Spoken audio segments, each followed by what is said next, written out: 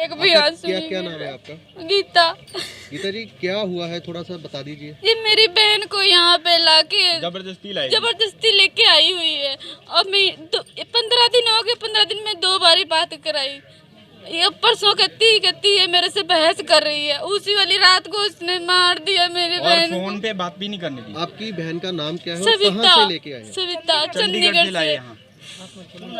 तुमने बोलो भैया तो चंडीगढ़ से लेके आए हाँ हैं? जी। तो क्या इनके पास काम करती थी? हाँ क्या जी, करती काम करती थी। रात दिन रहती थी इनके पास। इतवार घर जाती थी। तो आपको कब फोन आया कि ये परसों किया, कल किया, 11 बजे फोन किया, कह रही तुम्हारी बहन ने सुसाइड कर लिया। झूठ बोल रही है। इसने मार के ना टांग टूंग दिया और कोई उसको ना मतलब इतनी ऊंचे पंखा है, नहीं चढ़ सकती वो पंखे पर, नहीं चढ़ सकती वहाँ, नहीं फांसी लगा सकती वो। इसने मार के ना लटका दिया। ऊपर से ड्रामे बना रही, घर में मिली भी नहीं, कह रही दरवाजा तोड़ के ना मैंने निकाला। और पुलिस वालों को भी नहीं बुलाया। पुलिस वालों को बुलाना चाहिए था ना कि हम मतलब उसको। ਰਾਹੁਲ ਵਰਮਾ। ਕੀ ਕਰਦੇ ਹੋ, ਕਿੱਥੇ ਰਹਿੰਦੇ ਹੋ, ਕੀ ਹੋਇਆ?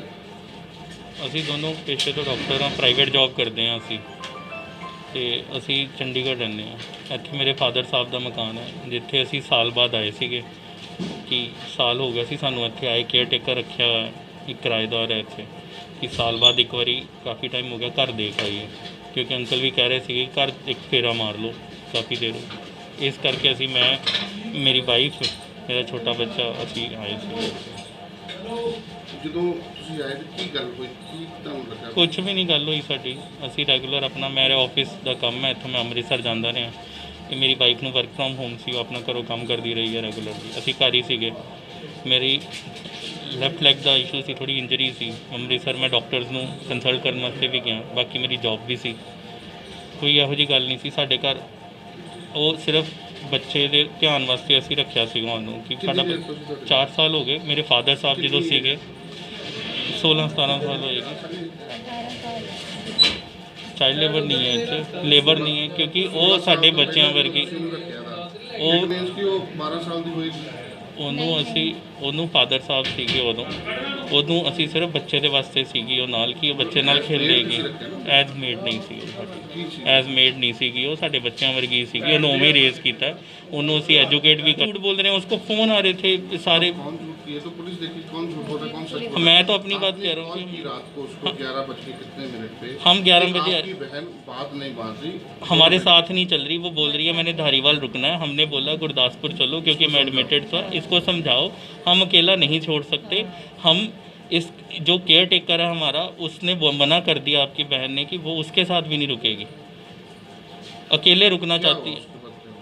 उसके बाद हम लोग आ गए क्योंकि बैंक वाला वो आ गया था लड़का जो हमारा टेनेंट है, उससे बात हो गई कि भाई आप आ रहे हो, ये मान नहीं रही। इससे बात करी, इसने अपने भाई का ही फ़ोन काट दिया। इसके पास फ़ोन पड़ा था, हम लोगों ने फ़ोन दिया हुआ था कि कोई। उसके बाद निकल के हमने पूछा कि बेटा ठीक है आ गए भैया? कहती हाँ आ गए भैया। मैंने कहा ठीक है सोगी? कहती हाँ अब मैं सो रही। ये लास्ट हमारी बात हुई है। और उसके बाद सुबह अंकल ने खाना देने गए होंगे रूटीन में, हमारे केयर टेकर हैं जो, वो खाना देने गए। मैं तो खुद ठीक नहीं था, मैं वहाँ पे था। मेरी मिसेस को कॉल गई है, ये हड़बड़ाहट में, क्योंकि मैं ठीक नहीं था, हड़बड़ाहट में ये निकले हैं। ये निकले, वहाँ पे देखा तो अंदर से लॉक लगा हुआ था। अब वो हमारा घर है बहुत पुराना, उसके जो दरवाजे, इन लोगों ने हाथ डाला होगा कि बंद है खुला, वो बंद ही था। वो वैसे का वैसे ही अब उसने, क्योंकि सारा अपनी तरफ से उसने क्लोज़ किया हुआ था। प्रेस कहाँ से, प्रेस भी हमारी अंदर से कहाँ अंदर गई, प्रेस की तार काटी, प्रेस हम खुद है, हमें खुद नहीं कुछ पता। उसके बाद क्या जो हमारे साथ लेडीज़ थी जो मोहल्ले की इकट्ठी हुई थी, उन्होंने, बड़े बुजुर्ग थे वो, उन्होंने ही उतारा था। हम जब तक इन्फॉर्म कर रहे थे, ये इन्फॉर्म कर रही थी बात, ये फ़ोन कर रही थी उसके भाई को कि ऐसे ऐसे हो गया। उतनी देर में जो लेडीज़ और वो जो केयर टेकर है हमारे, उन्होंने नीचे वो कर दिया उसको ऐसे लगा। सुसाइड तक या मर्डर तक की मामला?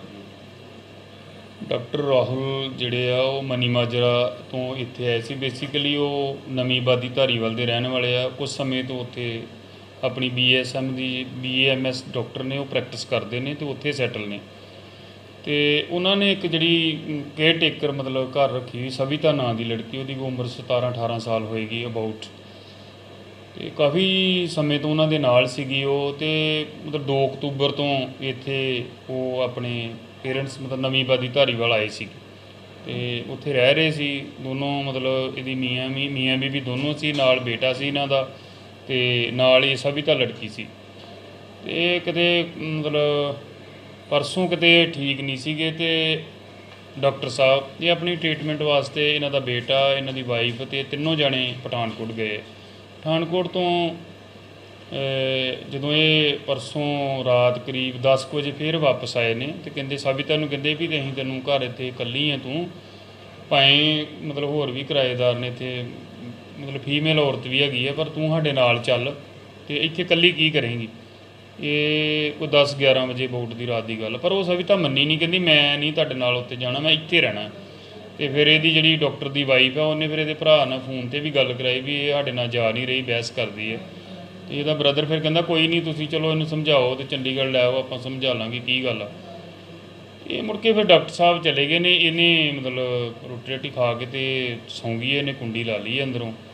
ਤੇ ਸਵੇਰੇ ਜਦੋਂ ਇਹਨਾਂ ਨੇ ਉਹ ਜਿਹੜੀ ਇਹਨਾਂ ਦੀ ਕੋਈ ਮਤਲਬ ਘਰ ਵਿੱਚ ਔਰਤ ਰਹਿੰਦੀ, ਉਹਨੂੰ ਕਿਹਾ ਸੀ ਵੀ ਸਵੇਰੇ ਅਸੀਂ ਜੇ ਲੇਟ ਹੋ ਗਏ ਤੇ ਇਹਨੂੰ ਚਾਹ ਚੂ ਪਿਆ ਦਿਓ, ਖਾਣਾ ਖਵਾ ਦਿਓ। 9-9:30 ਵਜੇ ਇਹ ਉਹ ਔਰਤ ਗਈ ਆ, ਉਹਨੇ ਬੂਹਾ ਖੜਕਾਇਆ ਤਾਂ ਇਹਨੇ ਬੂਹਾ ਨਹੀਂ ਖੋਲ੍ਹਿਆ। ਫਿਰ ਉਹਨੇ ਇੱਕ ਦੋ ਲਾਗੇ ਗੁਆਂਢੀ ਉਹਨਾਂ ਨੂੰ ਕਿਹਾ ਵੀ ਆਹ ਗੱਲਬਾਤ ਹੈਗੀ ਹੈ।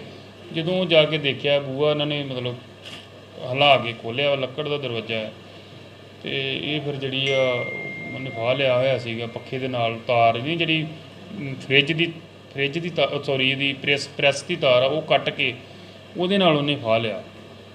ਤੇ ਦੇਖੋ ਇਹ ਹੁਣ ਉਹਨਾਂ ਨੂੰ ਜਿਹੜੇ ਦੋਨਾਂ ਦੇ ਬਿਆਨ ਦਰਜ ਕੀਤੇ ਨੇ, ਇਹ ਕੱਲ੍ਹ ਦਾ ਵਕੂਆ ਹੈ, ਚੰਡੀਗੜ੍ਹ ਮਨੀ ਮਾਜਰਾ ਤੋਂ ਇਹ ਪਹੁੰਚ ਨਹੀਂ ਸੀ ਸਕਦੇ, ਤੇ ਹੁਣ ਆਏ ਨੇ। ਇਹਨਾਂ ਦਾ ਮੈਂ ਪੱਖ ਸੁਣਿਆ ਵਾ, ਦੂਜਿਆਂ ਦਾ ਵੀ ਸੁਣਿਆ ਹੈ। ਤੇ ਜਿਹੜੀ ਸਿਚੁਏਸ਼ਨ ਹੈਗੀ ਆ ਉਹ ਜਿਹੜੀ ਆ ਉਹ ਤਾਂ ਹੀ ਸਾਹਮਣੇ ਆਏਗੀ ਜਿੱਦਾਂ ਉਹ ਬੋਰਡ ਆਫ ਡਾਕਟਰ ਹੈ, ਜਿਹਦੇ ਵਿੱਚ ਵੱਖ-ਵੱਖ ਡਾਕਟਰ ਜਿਹੜੇ ਗਾਇਨੀ ਦੇ ਵੀ, ਮਾਹਰ ਲੇਡੀ ਤੇ ਹੋਰ ਸਾਰੇ ਜਿੰਨੇ ਡਾਕਟਰ ਨੇ, ਉਹ ਸਾਰੇ ਆਪਾਂ ਬੋਰਡ ਆਫ ਡਾਕਟਰ ਦੇ ਰਾਹੀਂ ਇਹਦਾ ਪੋਸਟਮਾਰਟਮ ਬਾਡੀ ਦਾ ਕਰਵਾਉਂਦੇ ਆ ਵੀ ਕਿਹਨਾਂ ਕਾਰਨਾਂ ਕਰਕੇ ਇਹਦੀ ਮੌਤ ਹੋਈ ਹੈ। ਤੇ ਜੋ ਵੀ ਜਿਹੜੀ ਸਾਹਮਣੇ ਉਹ ਆਪਣੇ ਆਏਗੀ, ਉਹਦੇ ਮੁਤਾਬਕ ਅਸੀਂ ਕਾਰਵਾਈ ਬੜੇ ਪਾਰਦਰਸ਼ੀ ਢੰਗ ਦੇ ਨਾਲ ਕਰਾਂਗੇ, ਤੇ ਜੇ ਕਿਸੇ ਦੇ ਨਾਲ ਧੱਕਾ ਹੈ ਉਹਨੂੰ ਪੂਰਾ ਇਨਸਾਫ ਦਿਵਾਵਾਂਗੇ ਜੀ।